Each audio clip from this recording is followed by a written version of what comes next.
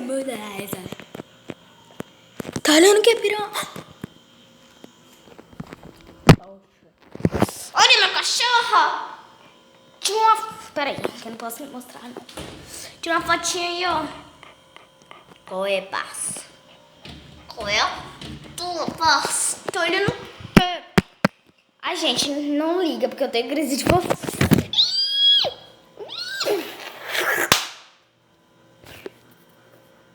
Eu não sou deficiente. Só parece mesmo. Que agora eu vou comer minha lasanha. Lasanha, coloquei pouca mesmo.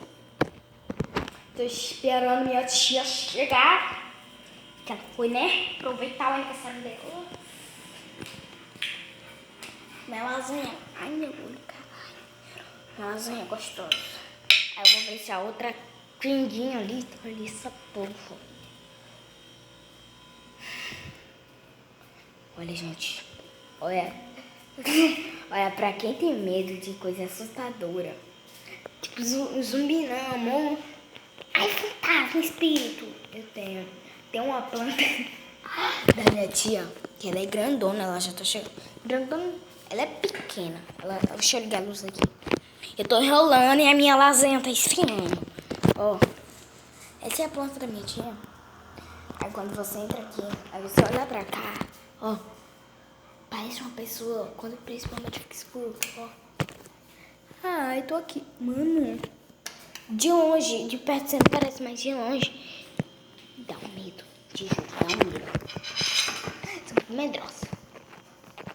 Porque eu vou comer em paz, eu quero assistir TV, mas eu não posso. Essa cachorra veio buscar do caralho. Eu vou tentar vir pra lá de fora. Eu não vou não. Ah, pode ficar. Ela não deve ser não, ela tá quietinha. A sua boca não late. A Beck tem mania de latir. Só queria comer. Cachorro importava. Ai. Vou assistir os meus dorubaminha. Paz. Porque, né? Pode nem comer uma lasanha decente em paz. Chatice do caralho. Mano, isso daqui não vai tampar nem um buraco no meu bucho.